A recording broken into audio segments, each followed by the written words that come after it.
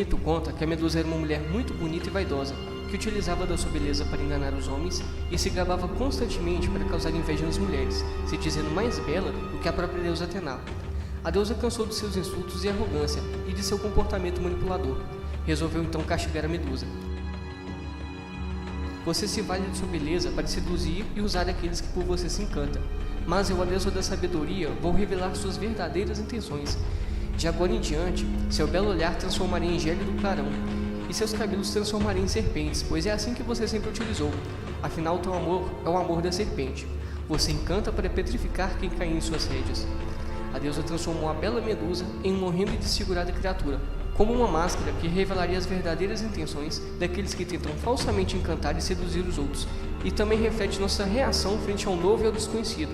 Assim são os preconceitos, quando julgamos outros através do nosso ponto de vista, baseando nos achismos, estagnando a ideia do ser e da condição do outro. É com a sabedoria e a reflexão que nos tornamos heróis, enfrentando aquilo ou quem não conhecemos. É fácil reagir ao desconhecido com preconceitos ou desprezo ou rejeição. A história de Perseu é uma reflexão caminho para enfrentar o que desconhecemos que haverão de surgir na nossa vida. O rei da cidade de Argos, chamado Acrísio, desejava muito ter um filho varão que seria herdeiro do seu nome e reino. Ao longo dos anos de tentativas com sua esposa, ele conseguiu engravidá-la, mas logo nasceu uma menina que chamaram de Danae. Com essa situação, ele decidiu consultar o oráculo de Delfos, que lhe revelou a profecia de que jamais teria um filho homem, e independente de onde vá, ou mesmo que se esconda nos confins da terra, seu destino é ser morto pelo próprio neto. O rei, para se proteger da profecia, pegou a sua única filha, Danae, e a aprisionou na torre de bronze do palácio, junto com sua ama. Mandou que trocassem a velha porta de madeira por uma porta mais pesada, que necessitasse de 2 homens ou mais para movê-la. Assim, Danae nunca poderia ter um neto. Vários anos se passaram e Zeus se apaixonou pela moça. E uma noite, o deus do Olimpo se transformou em uma chuva de ouro que passou por uma rachadura no teto e caiu no colo de Danae. Com o tempo, o filho de Zeus nasceu e Danae tentou esconder a criança para que o rei não a ferisse. Mas Acrísio descobriu ao ouvir seus choros. Suspeitou primeiro do seu irmão, que poderia tentar reivindicar o trono futuramente. Depois suspeitou dos seus guardas, que cumpriram a ordem de vigiar o pesado portão da torre. Acrísio mandou que colocassem sua filha e neto em uma arca de madeira e deixasse que o mar os levasse. E disse aos deuses para terem compaixão dele, pois não os matou, e que se for o destino deles morrerem naquelas águas, caberia somente a vontade dos deuses. A coluna de madeira que levava Perseu e sua mãe além do horizonte do mar foi guiada por Poseidon até a ilha de Sérifos.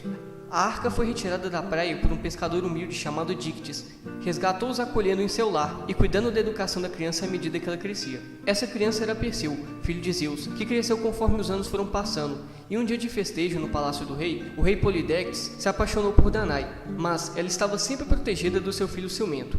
No momento de entrega dos presentes ao rei, vendo que muitos convidados traziam cavalos de raças nobres e joias, Perseu, como humilde pescador, não dispunha de presentes valiosos e inestimáveis, somente peixes frescos. Recebendo algumas risadas e deboches discretos de alguns dos convidados que viam a cena, Perseu diz que traria ao rei a cabeça da Medusa, se assim fosse a vontade dele. O rei Polidectes, vendo uma oportunidade de afastar Perseu de sua mãe, aceita, lhe dizendo que isso sim era um presente digno de um rei e para que não retornasse assim que trouxesse a cabeça dela como troféu. Seria, na concepção do rei, uma missão sem volta para o ingênuo aventureiro rapaz. Perseu partiu do castelo em sua jornada, cada vez se distanciando mais e mais do castelo, a ponto de que toda a cidade quase não pudesse mais ser vista no horizonte. O paradeiro da Medusa era desconhecido. Era sabido de todos que muitos heróis partiram com o mesmo intuito e nunca mais voltaram para casa. Os deuses Hermes e Atena, meio irmão de Perseu, decidiram ajudá-lo. Atena forneceu Perseu alguns itens, o escudo da reflexão e a espada da sabedoria. Hermes, o deus mensageiro que possuía o conhecimento de todos os caminhos e atalhos para qualquer lugar, guiou Perseu até a caverna que servia de covil para as gralhas. Perseu cuidadosamente se aproximou, tomando cautela para não pisar em alguma coisa e fazer barulho que chamasse atenção. Elas eram tão velhas que dividiam um único olho e um único dente. Quando elas eram jovens, Zeus concedeu a elas um pedido. Elas pediram para nunca morrer. Zeus atendeu o pedido das irmãs, mas não retirou a propriedade de envelhecerem. Assim, embora fossem imortais, envelheciam a cada ano que passava, sem que pudessem morrer, dependendo de se alimentar da juventude dos aventureiros que lhe passavam, para não ficarem fracas e cada vez mais e mais velhas. Daí sua enorme decrepitude. Sentadas juntas, passando um único olho de mão em mão, enquanto uma delas ruía uma carcaça humana com o dente que lhe restara. Perseu astutamente caminhou sorrateiramente por trás e pegou o olho sem ser percebido, fazendo com que as bruxas entrassem em desespero, brigando entre si e tateando o chão da caverna em busca do seu único olho que estava em posse do herói. Quando Perseu pediu para revelarem a morada da Medusa, elas, por inveja da juventude de Perseu, recusaram a dizer, mas ele, muito astuto, roubou também seu único dente, retirando a possibilidade de se alimentarem. Somente os devolveria se revelasse a morada da Medusa. Elas, já sem escolha, lhe disseram. Perseu, por via das dúvidas, partiu levando os itens, dizendo que os devolveria quando retornasse, para ter certeza de que elas não mentiram.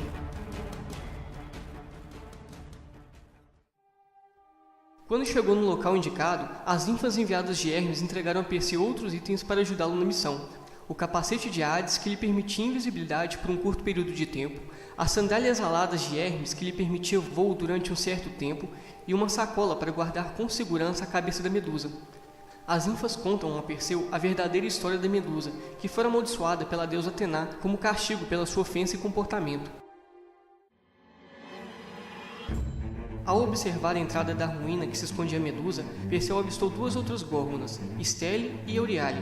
Utilizando o capacete de Hades, Perseu se tornou invisível, obtendo sucesso ao passar sem ser notado por elas. Indo cada vez mais fundo da ruína, o capacete de Hades começou a falhar.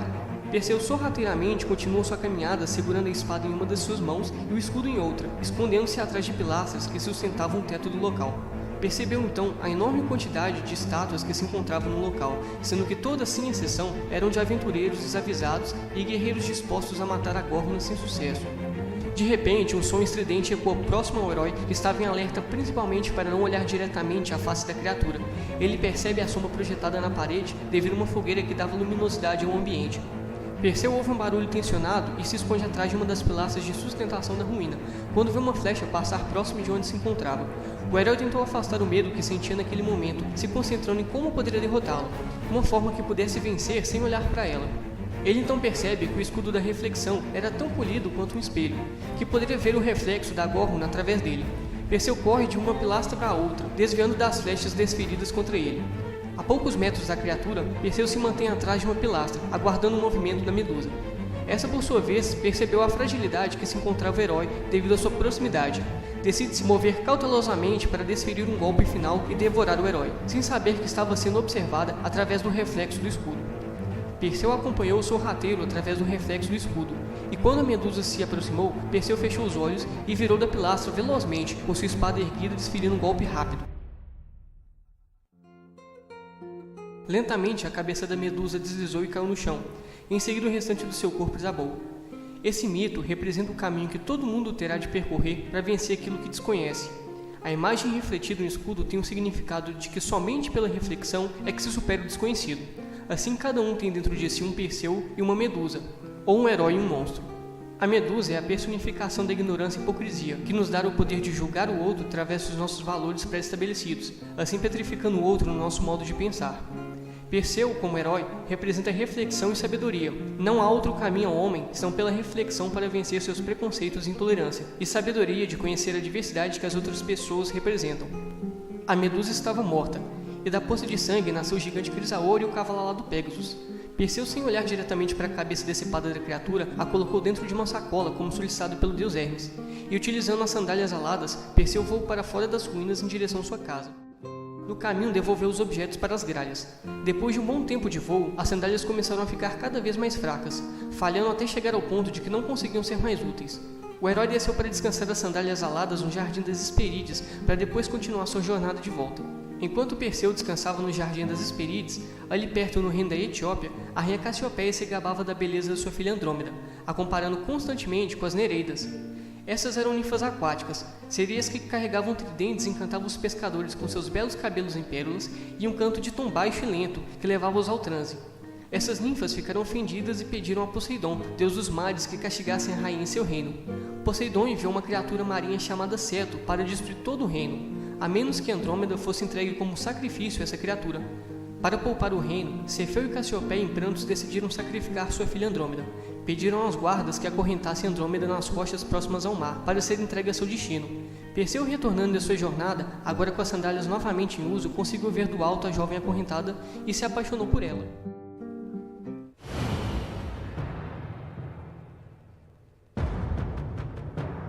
Nesse instante, a maré começou a recuar e uma enorme criatura emergiu entre as águas. Percebendo o perigo, o herói voou em direção à jovem, cortando os céus tão rápido quanto a criatura cortava as águas. Ao se aproximar da criatura, Perseu fez vários mergulhos utilizando sua espada, deixando grandes cortes em seto. Com isso, as asas das sandálias aladas encharcaram de sangue e de água, obrigando Perseu a se agarrar nas rochas e se equilibrar em cima de uma e de outra, lutando habilmente, tanto desferindo golpes quanto desviando-os das investidas da criatura. Vários habitantes da cidade arremessavam pedras em seto, que em determinado momento deu um salto para o céu eclipsando o sol com seu tamanho, abocanhando Perseu no seu retorno. Dentro da boca da criatura, Perseu fixou sua espada para o alto e, na medida que a criatura fechava a boca, era perfurada. Com esse golpe, Perseu venceu a criatura marinha.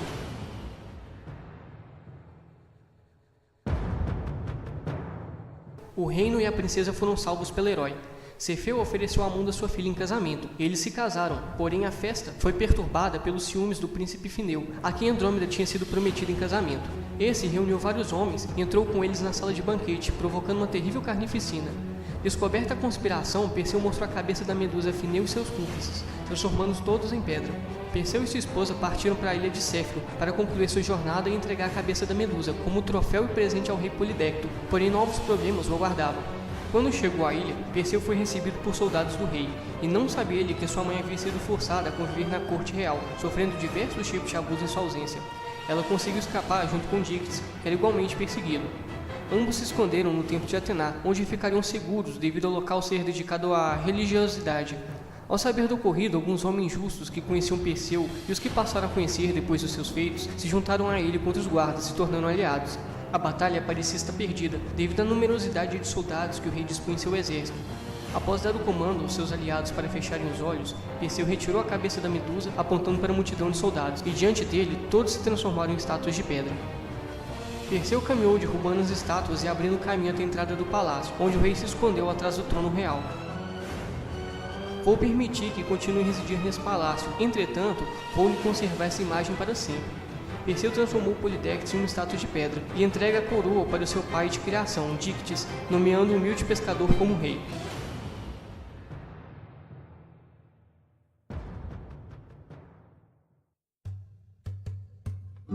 Ao término de sua jornada, ele fixou a cabeça da Medusa no centro do escudo, mostrando que a sabedoria e a reflexão possuíam o poder para vencer o desconhecido, e devolveu os itens divinos à deusa Atena. Perseu ficou conhecido por toda a Grécia e não tinha interesse de se vingar de seu avô, que colocou ele e sua mãe para um destino incerto no mar. Porém, como participava de diversos eventos pela Grécia, devido à sua fama, em uma prova de arremesso na cidade de Larissa, o disco que Perseu arremessou fez uma parábola tão impressionante quanto o chute do Roberto Carlos, e acertou um velhinho que assistia o espetáculo em meia plateia.